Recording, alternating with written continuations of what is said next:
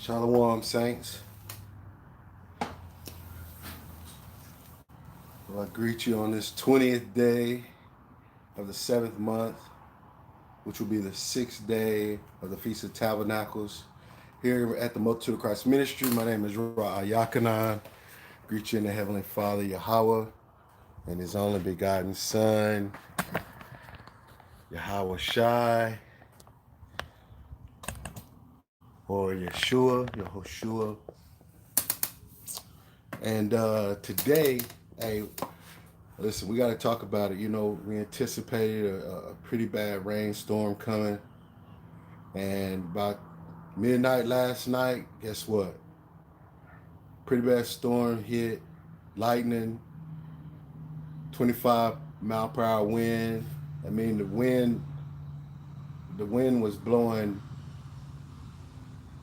horizontal, just sideways. You could just see it just blowing across the field. And you know, the sukkah, or the booth, the tabernacle we erected, did not know if it was lightning proof or whatever, but I mean, it withstood the storm, and we knew it was coming, so we was able to prepare. So you know where I'm going. So when the storms of life happen to us, right? Some we know are coming, some we don't know if they're coming or not. They just happen, right? Emergencies happen, job loss happens, sickness happens, death happens, right? Like, look at how many of our family members and friends have passed away since 2020. Crazy, right?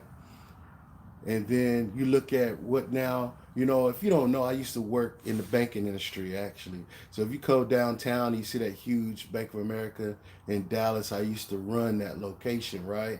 And so you look at the news lately, and I still need to verify, but they're saying that the bank, particularly Bank of America, is now going to move everybody's fiat currency money into digital currency. Now, being in that industry, I don't find that far-fetched, because I remember when we had to move all of the Social Security, disability, government type check people from paper check to debit card and direct deposit, and how tough that was, right? So I guess if you're thinking of steps and progression, it would make sense that Bank of America would lead the way in automation towards a digital currency, right? That, you know, you can't buy or sell. You're not going to be using any kind of paper or probably any kind of plastic. It's going to be some kind of new technology. Well, when you see storms like that come away, and you know, people try to get really prophetic with it, and you know, I tend to not really talk too much about prophecy, because I talk about preparation. If you already know perilous times is going to happen and all of these bad things are prophesied to happen, my stance is, when you do everything to prepare yourself and the people that you love. That's why I talk about the top 5. I talk about preparation. Everything that I'm talking about is getting people ready. I mean, if you're ready, you, whatever happens, if you lose your life, you gain your life. Like, whatever's to come, you know, you're gonna be prepared for it. You're gonna have already proven yourself to the Most High. You would have raised your standard of living. You'd be prepared for whatever storm is to come, right? And so, you know, today, out of all the things that we've been talking about over this week, I want to focus on that. Like, out of all the bad storms, all the trials and tribulations that come in our lives or come in your life, are you prepared to weather the storm? It's not if a storm's going to happen or come, or if you know a storm's coming or not. The real question is, are you prepared? So let's read a few scriptures. Let's start in the book of Romans. Romans chapter 5, verse 2. Romans, the 5th chapter, we're going to start at verse 2, and we're going to read on down. Romans chapter 5, verse 2. Listen at this, saints. By whom also we have access by faith into this grace wherein we stand and rejoice in hope of the glory of Yah.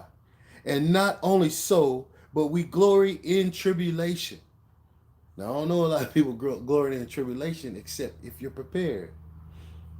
But we glory in tribulation also, knowing that tribulation worketh patience, and patience experience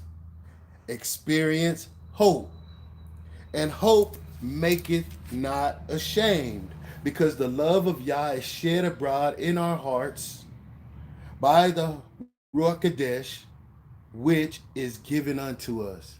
Sisters and brothers, I know I struggle with patience. Everything that I want, not having a lot growing up, man, everything I want it now.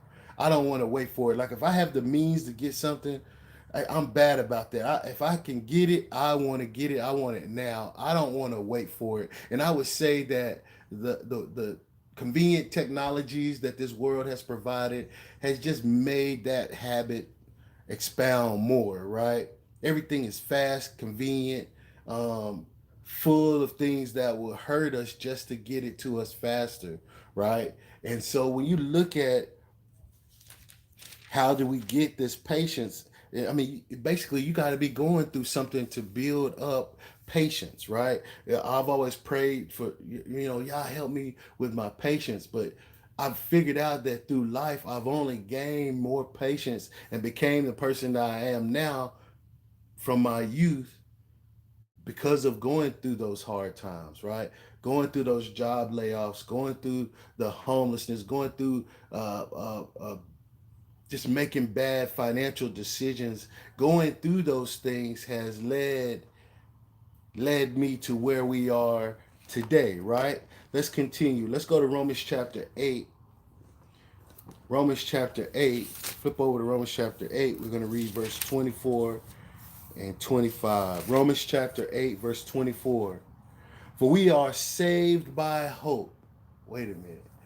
Man, didn't we just read over in chapter 5 that hope maketh not ashamed? And the way you get hope is through experience, through patience, through tribulation. Having faith in something you don't see, or having hope in something that you don't know what the end result's going to be, it would take you would have to have been proving the Most High. You would have had to been praying without ceasing. You would have to have some kind of relationship with the Most High Yah to know that you can have something, or you can request something that doesn't even exist yet, right? The means to have it don't even exist yet. Verse 24, Romans 8. For we are saved by hope, but hope that is seen is not hope. For what a man seeth, why doth he yet hope for it? That was me as a youngster. The tangible things you could see, taste, touch, right? That's science, right? That's not really faith in supernatural, spiritual things, right? Things you can see, taste, touch, hear.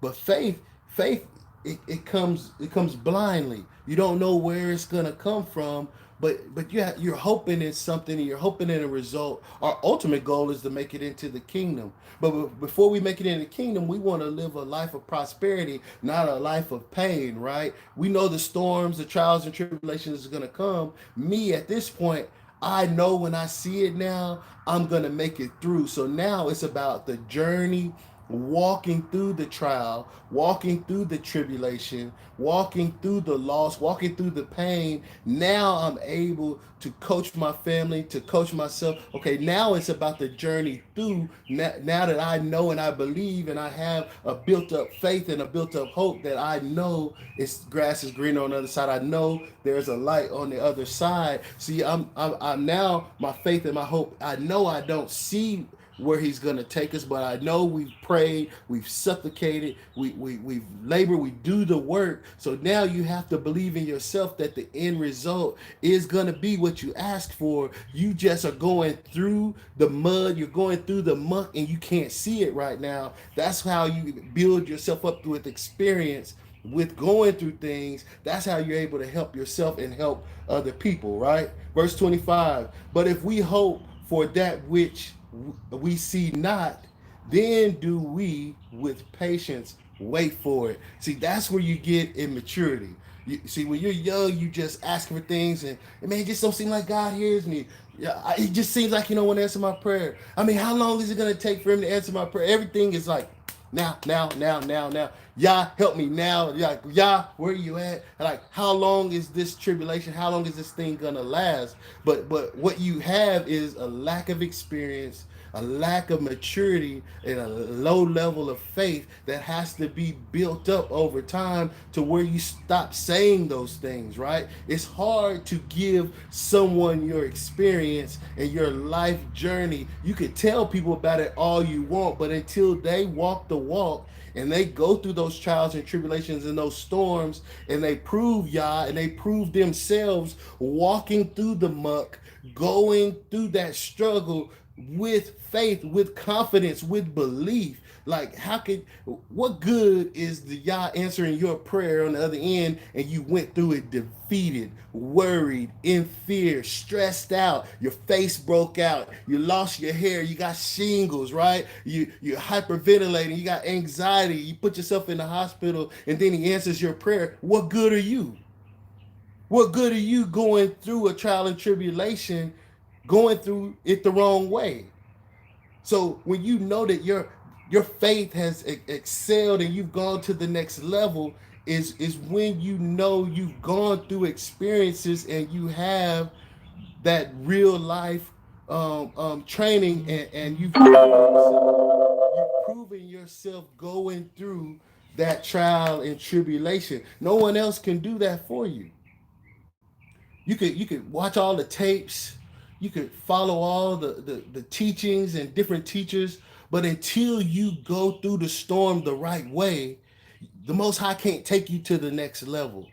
That's why you see people constantly going through the same rut, constantly going through the same scenario. I've been praying, I've been reading, but you've been doing it with weak faith. You've been doing it with anxiety, with worry and fear. There's none of that in the Most High Yah. His children shouldn't have those kind of characteristics. We should be able to show people how to go through with confidence, with believing, true belief, right?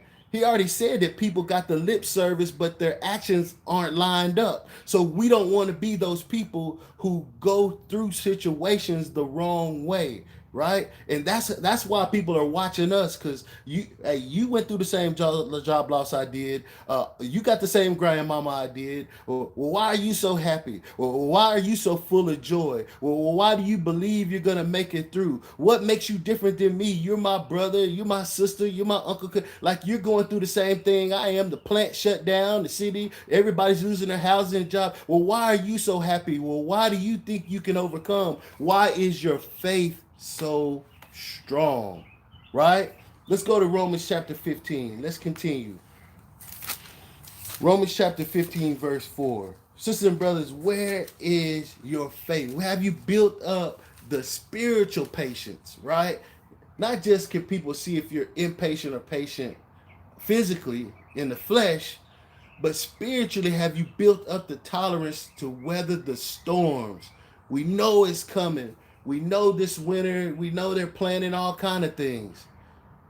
You see it coming, but how are you going to walk through that, right? Are you going to be the one that prays for people? Are you going to be the one that lays hands on people? Are you going to be the one standing up, still speaking the words of the Most High Yah? Or are you going to be the one with everyone else running in fear, begging this world for aid, begging for help? Or are you going to be the spiritual help people need? Romans chapter 15, verse 4. For whatsoever things are written aforetime were written for our learning, that we through patience and comfort of the scriptures may have hope. So now we see that now when we start to go through things, we're supposed to run to the scriptures. We are.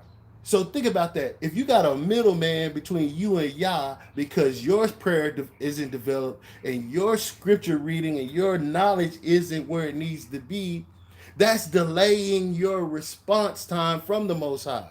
Because now you need a go-between. Now you need someone else to pray for you. Hey, read for me. When you should be able to do it yourself.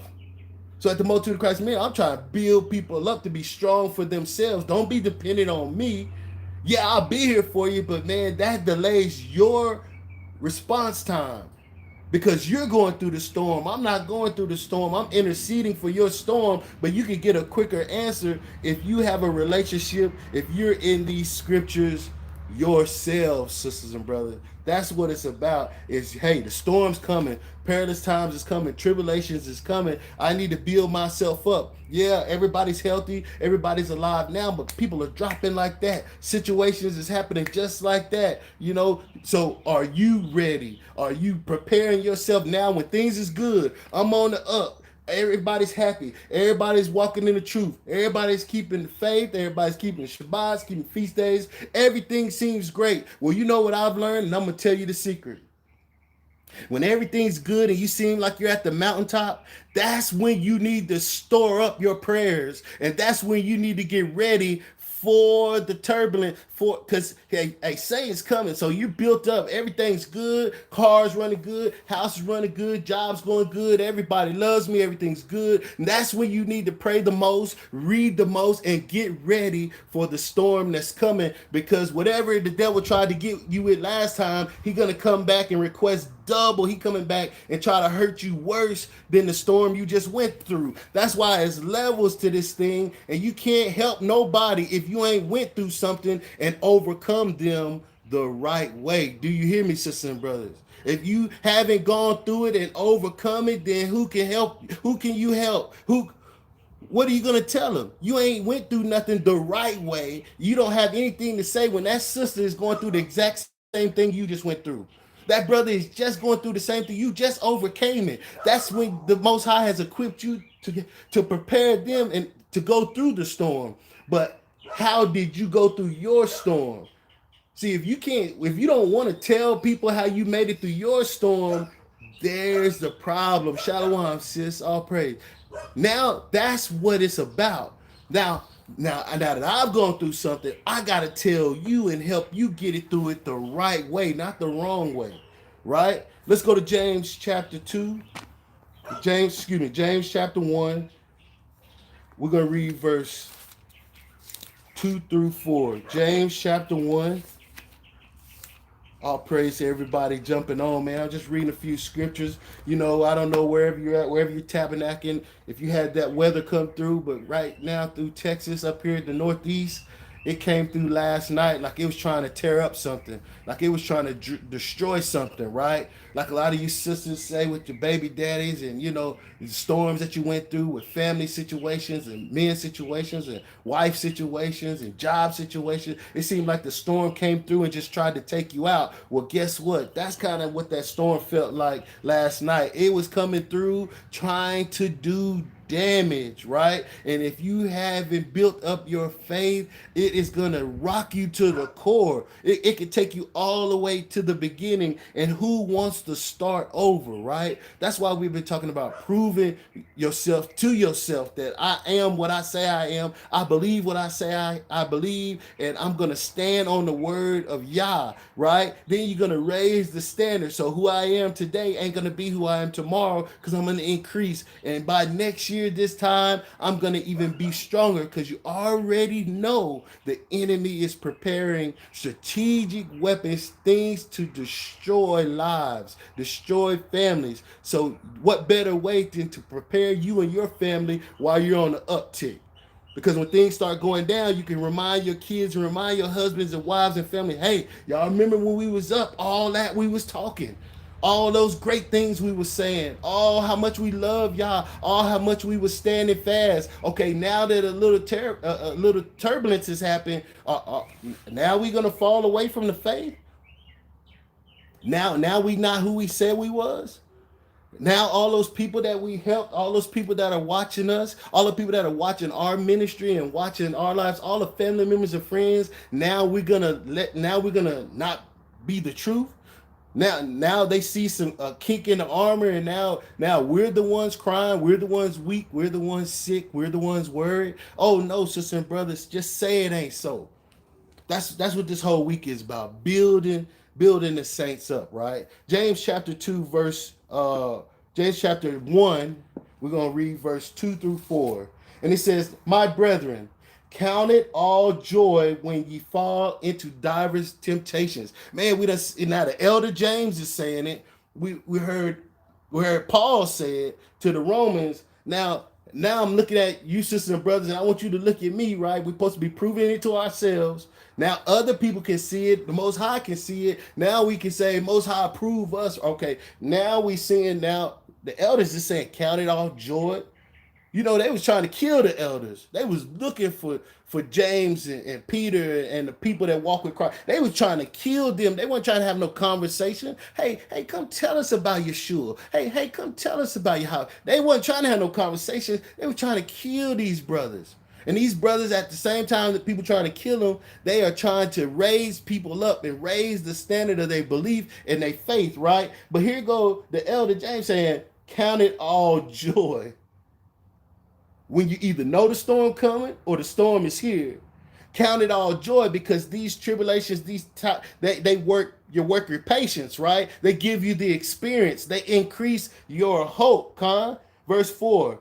Verse 3. Knowing this, that the trying of your faith worketh patience. How you gonna get patience? How you gonna get experience? How you gonna increase and be able to get through a storm if you ain't never been through nothing? The thing I found out when you get into the truth is nobody is really sharing testimonies no more.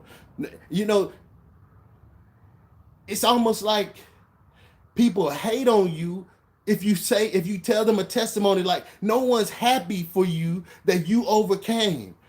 Like I remember when I was coming up, man, church always had a testimony period, and it encouraged everybody to keep going, keep fighting. If sister so and so came through, and brother so and so and them came through, if I work this thing out, if I prove this thing, if I walk the walk, hey, I can make it through. But now we in the truth. Now everybody's so intellectual, everybody's so smart, but ain't nobody sharing no testimonies. And that's what you need right now, because storms is here, storms is coming, and I mean storms like you've never even seen before. Perilous times and tribulations like we've never seen before is coming, and we need to stop trying to be intellectually good and be good for other people by showing them and giving them hope. Using the trying times that we've overcome to help somebody get prepared because it's coming to their doorstep, right? Verse 4, but let patience have her perfect work, that ye may be perfect and entire, wanting nothing. Wanting nothing. So once you get the patience and the experience, and you've gone through the on life training, and you're able to persevere, and you've gone through something, and you've gone through it in a way that is good, and you like, man, I gotta tell the saints, this is how you fight that, and this is how you go through that, and this is how you overcome that. I just gotta tell somebody. You wait till the Most High put somebody in front of me that needs to hear this. Man, I got it. Listen, I'm ready to help. Hey, y'all, use me to go help your children. Use me to go help those that are hurt. Use me to go help them women that are battered and bruised. Use me to go help them brothers coming out of penitentiary lockup. Hey, use me to help them drug addicts that's just coming off drugs. Hey, use me. Help them parents that having trouble with their children. Hey, use me whose kids want to give up and want to kill themselves, and people fighting suicide. Use me because I've been through it. I've done it. Now I've proven to myself. Now use me. See, now everybody else is playing church, but you need to be the one to say, use me to actually help your people. Not looking for positions in assemblies and congregations and churches, but use me in the heavenly work to bring your people up to a higher standard that is pleasing to the Most High Yah. Because when these storms come, they're going to be the ones to make it. And then if they don't make it, you're going to say about Raah, you're going to say, man, I know where that guy at. I know where that guy at. He waiting for that great day. I'm going to be in the same place David is. I'm going to be same place asleep, waiting for the Mashiach to come and raise us up in that day. But while I'm alive and I got the breath to breathe, listen, sisters and brothers, I want to have strong faith. I want to go through the experiences, the trying times. I want to walk through them with my head up. I want to fight the devil. I want to see him coming. If I don't see him coming, I want to be able to shake him off and stand up tall so that I can be able to help someone else that's coming behind me that he's going to use them same tricks to hurt. I want to be prepared to help them to overcome. The storms is coming. They're going to get worse. And they're coming to destroy. But we as the children of Yah have to prepare ourselves to build ourselves up so that we can strap a couple other people on our back and keep climbing that mountain until they're strong enough. And then you can throw them off, grab another, and they can grab two. And we can all keep climbing towards that mark of being pleasing to Yah. We don't want to be out here wasting our time, sisters and brothers, worried about what other people think. The only thing that matters is what the Most High Yah say. That's the only thing that matters. Now, you got some that's true to this, and you got some that's playing games, sisters and brothers. You got to figure out who and who you want to circle yourselves with, because when the storm comes, you're going to want to depend on that person, these people. When you get weak, you're going to need their prayer. You want to make sure you got the right circle of spiritual people around you to weather the storm, right? Hey, every example you see in the scripture, the people are together and they were stronger while they're together. And as soon as they started fractioning, look at us today. Look at us today. The word, the scriptures, that's where we go to build up our patience, to build up our hope, to build up our faith, to get our experience. And we got to live it out. And when that storm comes, we got to live that storm out, whatever it is, whatever pain we going through, we got to take the word with us, and we can't put it down. We can't put it down because some of us don't make it out of it. And then while we're going through it, if we're going through it the wrong way, the people that was watching us as an example, they might fall off because they see us in a weak state. So we need to develop our maturity and our strength to be that example for those that have not yet made the decision to stand on the word of Yah.